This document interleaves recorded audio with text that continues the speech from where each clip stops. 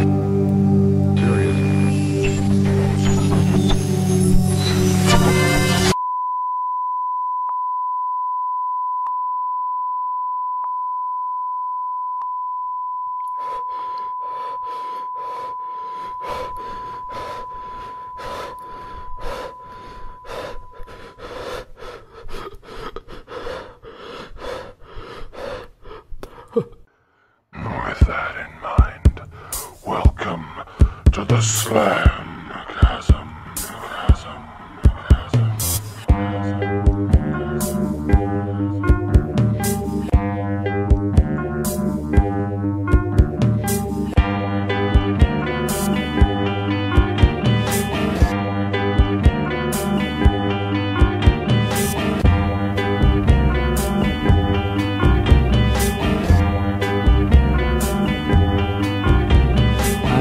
So bad I've got a worried mind. I'm so lonesome all the time.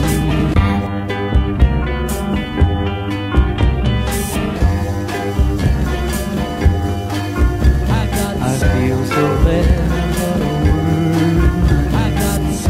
I'm so lonesome all the time.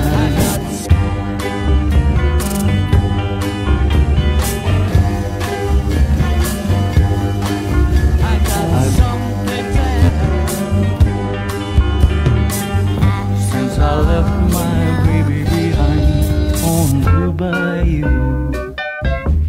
I'm so lonesome.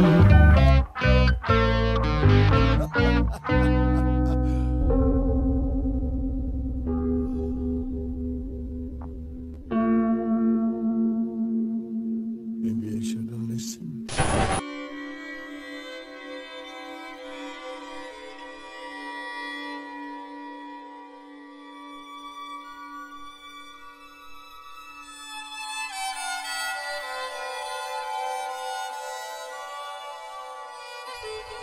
Well, friends, when I was a child, once a year my brothers and I would clamber aboard an enormous wooden sled and ride out across the slam chasm to visit my grandfather on the other side of the hillside. Our mother would lick us goodbye, and my father would violently wrestle us aboard the sled, which had started life as an ebony coffin lined with luxurious dark green velvet. It sat on runners of highly polished bone, constructed from the legs, arms, and ribs of its previous occupant. Those were long and thrilling trips around the hillside. We traveled past the old Nerval place and felt the ground throb beneath us. We huddled together in trembling delight as we rode through forests luscious with the shrieks of animals and men. We slid over arid lands of death-black slates, our bony chariot like a stick of chalk describing impossible equations on the schoolhouse board. And as we finally began our descent to my grandfather's ranch, the sled would gather speed until it overtook the overworked, underfed horses and dragged their panicked, whinnying carcasses in its wake. I will never forget the look of horrified anticipation written upon my grandfather's wrinkled but strangely childlike face as he gazed up at us while we thundered down the hillside in a cloud of dust, screaming and horse shit, and skidded to a fly-bespattered halt in the yard outside his house. Of course, it wasn't always so happy, folks, for this was before I discovered one of my family's most terrible secrets. This next one goes out to all the world's closeted skeletons.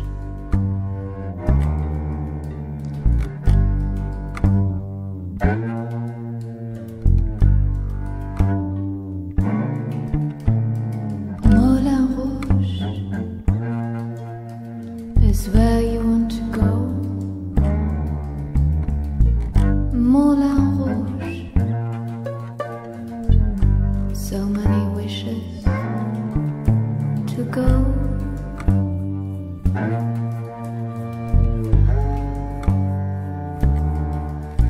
Just look at me, don't look away. Stay with me, and I'll make you happy.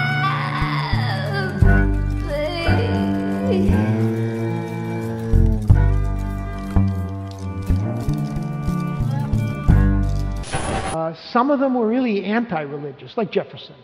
He hated organized religion. Who did not try to call when they murdered hundreds of school children in Basra, shooting them in the back.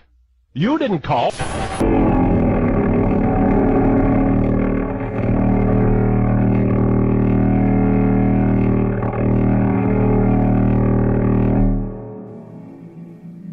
Easter weekend with Peter Plankin.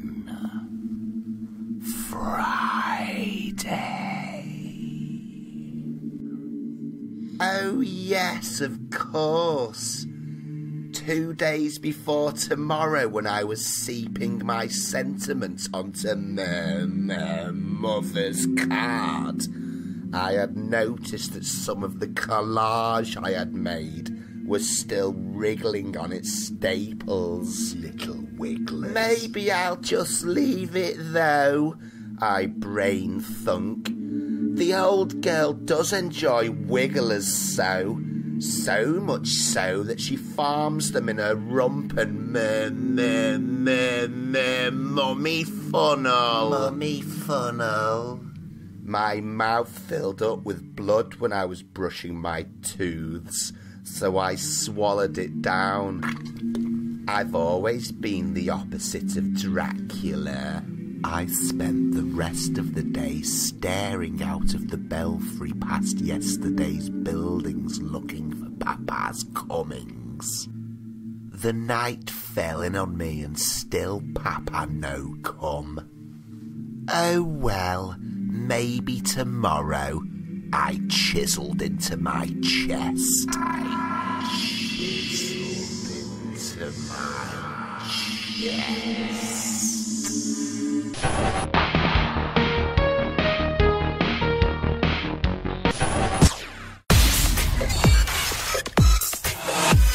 Boyhood. Boyhood. Everyone's saying boyhood. Well, it's the word on the tip of most tongues. I mean, the thing about it that's so bloody phenomenal and amazing and has blown people away is that halfway through the kid died. And, you know, they seamlessly, they didn't stop, they didn't even have a funeral for him. They just, you know, carted him off in a wheelbarrow. They, you know, popped Andy Serkis in a body stocking and, you know, went on as the film dictated. And it's just a fantastic fantastic.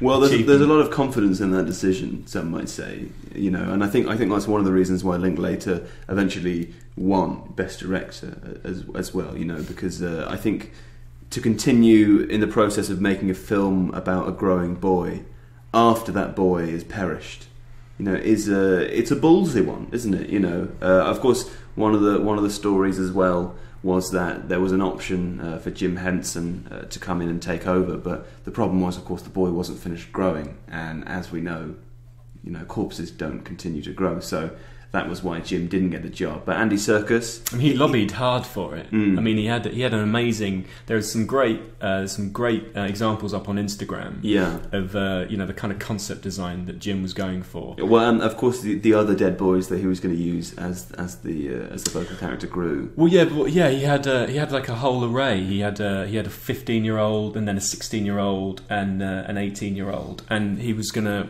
he dressed them up in hair. And that would do the aging process, each one, but it was going to cost so much money. Sure. And their faces would be different. I mean, Jim hadn't really thought it through, and never mind the smell. But it's not all misery though, is it? Because of course something good did come out of that, despite the fact that he didn't get the job. They got to do the special runway modelling show for the Brown Velvet Waistcoat Company. And the boys were. I mean, the deaths were honoured. The corpses hadn't been dug up in vain, and I think they've got the new Gap advert campaign. Absolutely, yeah. And also Andy Serkis has said he got to revisit some childhood traumas. He got to go through puberty again. Sure. Well, of course. I mean, I would expect that he's referring, of course, to. The film Predestination, which is set on a real story, Ethan Hawke travelling through time and molesting young English boys, Andy Serkis being one of them. Yeah, he got to meet his own abuser as another boy. In the future, but also the present. Yeah, I mean, poor guy. He really went through the ringer. Yeah. I mean, that's what Ethan Hawke did as well. But, I mean... They rewarded everyone's effort with an Oscar, which is always nice. Oscars for everyone, across the board. Well, that's the real definition of inclusion unity. Yeah, and that's something we value highly here at the Sticky Floor.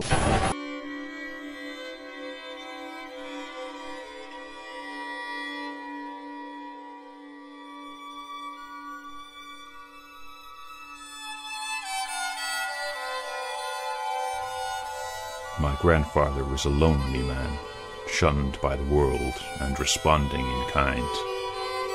He had a tight, mean mouth and the bloodshot yellow eyes so prevalent among the male members of my clan. His pockets were always filled with poison-dusted almonds and taffy glistening with splinters of broken glass. My brothers and I would flock to him like lambs to the shepherd's laughter. He lived alone, my grandmother having vanished shortly before the birth of my parents. My grandfather was a scientist of sorts, and his house was bedecked with the paraphernalia of his eccentric experiments. Electric copper coils hung in swathes from the gloomy rafters like the cobwebs of some great metallic spider. Test tubes and beakers of sea-green and sky-red liquids fizzled and frothed in volatile volcanoes of foam, and their discharged acids ate through carpets, floorboards, and the bedrock at the beginning of their burning journey downward through unfathomable depths. My grandfather would lock himself in his laboratory for days and nights on end, finally to emerge with glazed, unblinking eyes and hands dripping with iodine. We children had little time for his geriatric explorations, and we would spend the long, hot winter nights out of doors, conducting experiments of our own upon the wretched beings that somehow managed to survive in the place. We would stay with my grandfather for 4 weeks at a time, sleeping in shifts in our parents' old bedroom and playing war games with troops of ivory and bone soldiers. We would frolic in the padded underground nursery, being on our most bestial behaviour. This next one goes out to all of childhood's forgotten imaginary friends. I shot Robert Smith! And I do it again and again and again!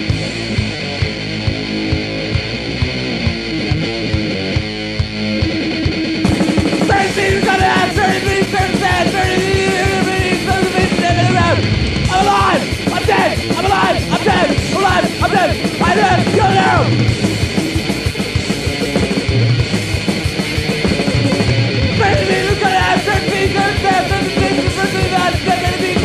I'm alive! I'm dead! I'm alive! I'm dead! I'm alive! I am the stranger killing an Arab! I've always been excited about going to Europe, ever since I was a kid. What is it that makes this man tick? For 16 long years, we've watched Nigel Farage cross the Channel to wage war on the EU.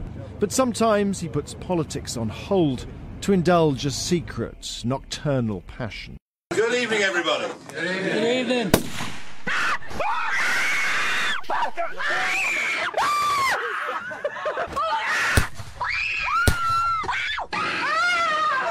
Hi, morning, everybody. Great.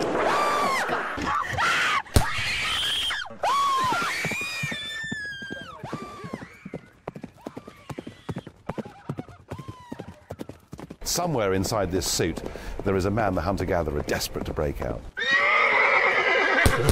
Still smoking, still breaking the rules, the UKIP leader took us on what could be one of his last trips across the Channel. Puritanical bunch of wankers. It was amazing. We had lunch, we sat outside on the terrace, and they wouldn't let me smoke. I said, what's the matter? Isn't the ceiling high enough? You know, it was absolutely unbelievable. We are being controlled by Puritans. Okay, right, refugees.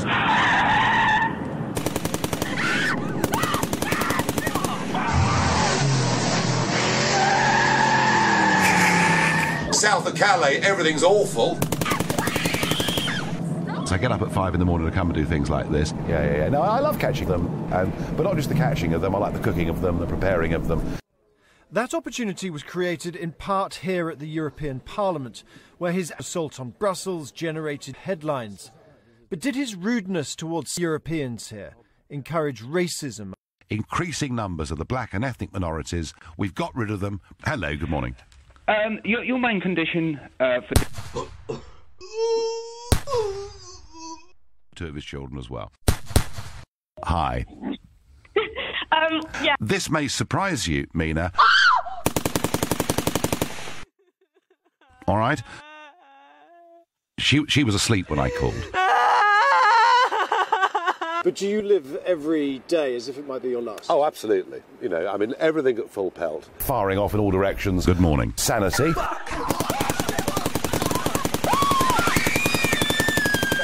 certainly here to qualify for that, aren't there? Oh, the perfect Sunday.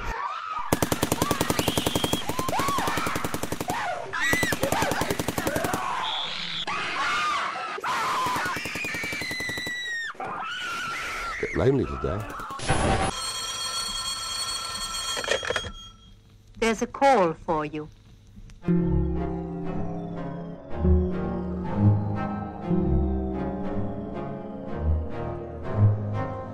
May we have an ashtray, please?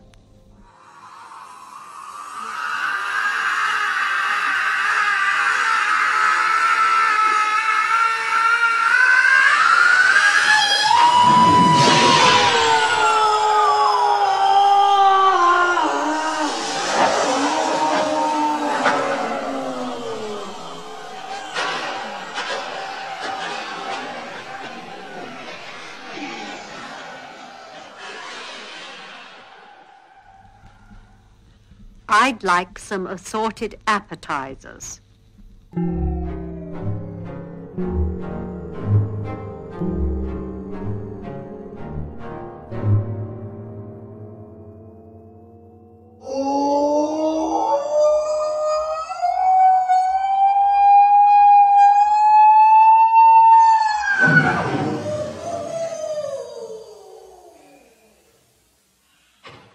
With money in hand, let's go shopping.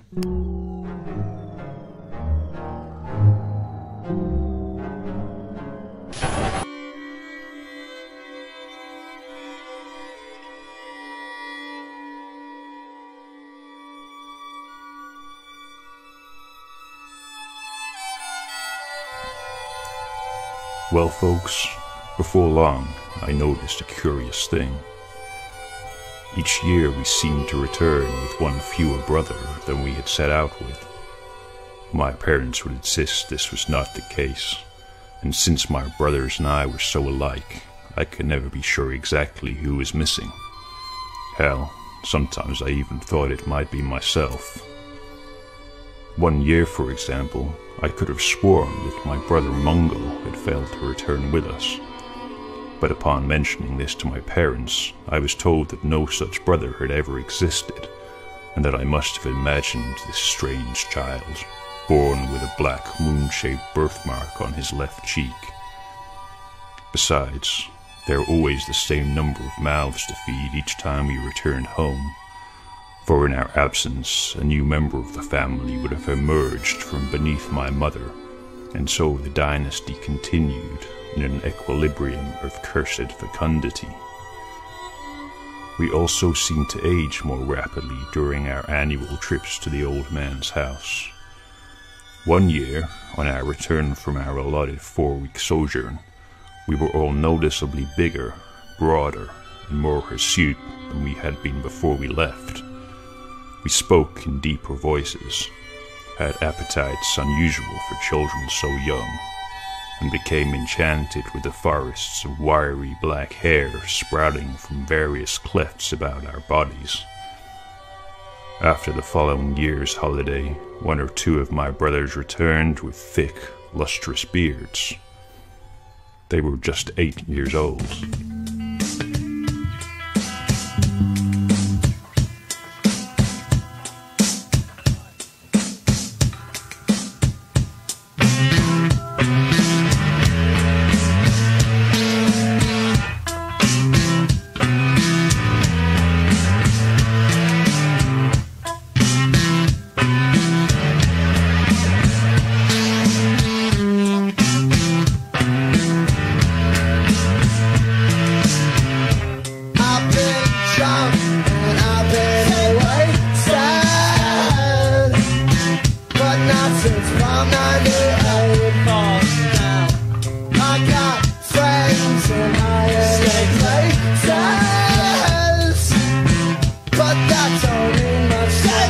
When Andy Serkis met his abuser from the future in the past, playing another boy, must have been confusing in a different film. What struck you most about that moment? Well, the fear, I think, and the confusion. I mean, what was interesting from Linklater's point of view as well was that he didn't give Andy Serkis any pre-warning that this would be happening.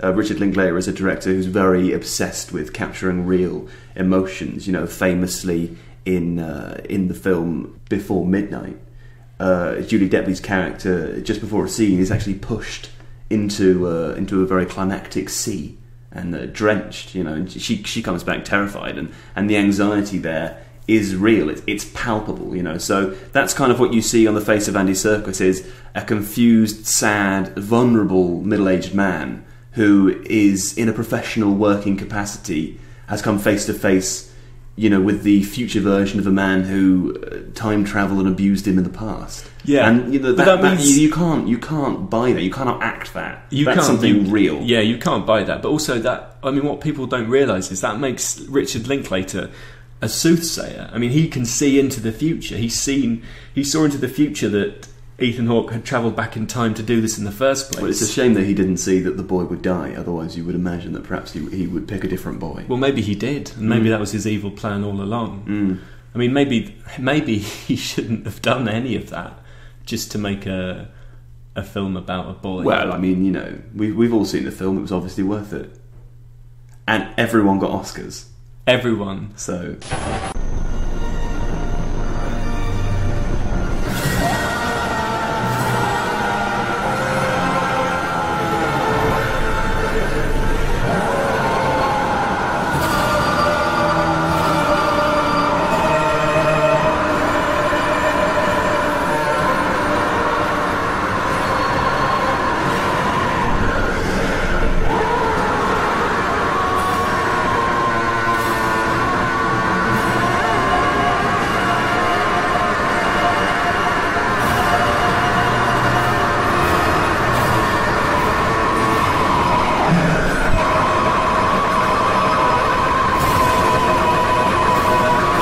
On